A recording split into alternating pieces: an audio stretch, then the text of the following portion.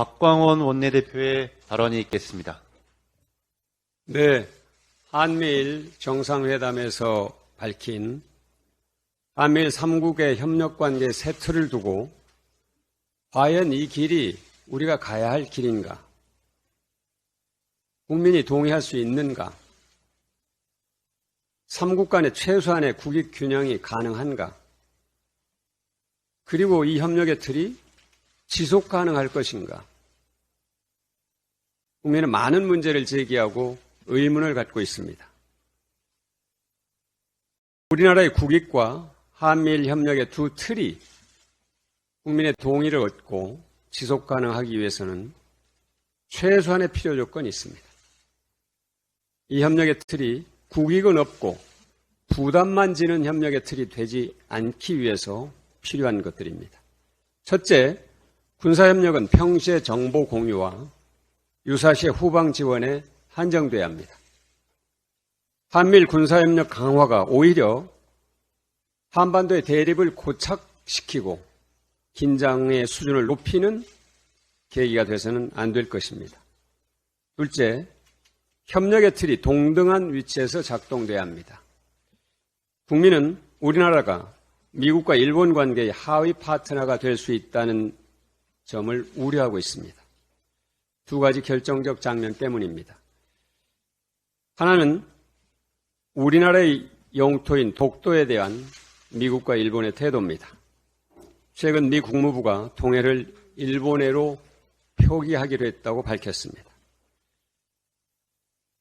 동해 일본의 공동 표기, 최소한의 우리나라의 요구를 외면한 것입니다. 우리 정부가 이 문제를 어정쩡하게 넘겨서는 안 됩니다.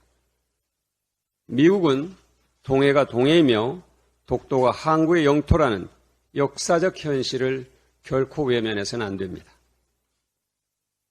일본 정부는 식민지집의 역사의 부정과 독도의 한국 영유권을 부정하고 왜곡하는 행위를 당장 중단해야 합니다. 다른 하나는 후쿠시마 핵물질 오염수에 대한 미국과 일본의 태도입니다. 기시다 일본 총리는 미일 정상회담에서 미국의 확실한 지지와 이해를 구했다고 설명했습니다. 그러나 윤석열 대통령은 한미일 공동 기자회견에서 IAEA의 검증 결과를 신뢰한다는 입장만 밝혔을 뿐입니다.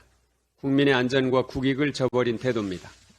그래서 많은 국민은 미국과 일본의 국익은 보이지만 대한민국의 국익은 보이지 않는 정상회의로 평가합니다.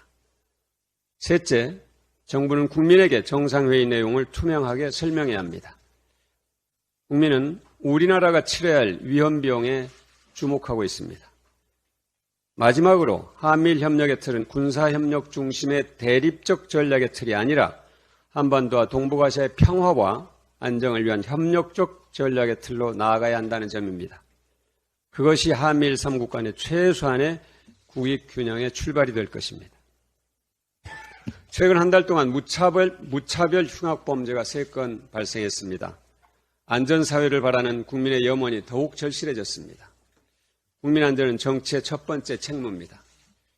형법을 개정해서 가석방 없는 무기형을 신설하는 것이 필요합니다. 단 강력한 처벌 대책과 함께 사회적 예방 시스템을 만드는 일이 같이 동반해야 합니다. 무차별 흉악 범죄는 사회병리와 복지 공백과 관련이 있습니다. 민주당은 국민이 안심할 수 있는 중장기 대책을 마련하겠습니다. 마지막 정기국회를 통해서 우리 사회가 위험사회, 불안사회에서 사람 중심의 생명사회로 발전해 나가도록 법과 예산, 제도 개선 방안을 강력하게 추진하겠습니다. 이번 기회에 1인 여성 가구 등 여성의 안전 문제를 종합적으로 점검하고 대책을 마련하겠습니다. 국민의힘 소속 관악구 구의원이 주도해서 관악구가 여성 안심 귀갓길 예산을 전액 삭감한 사실이 공개됐습니다. 전국 최초로 전면 폐지하는 것을 자랑하고 노골적인 여성 혐오도 드러냈습니다. 특정 집단에 대한 반감과 배제를 부추기면서 보편적 안전망을 없애는 혐오 정치는 뿌리 뽑아야 합니다. 국민의힘은 구의원에 대해서 빠르게 조치해야 할 것입니다. 이상입니다.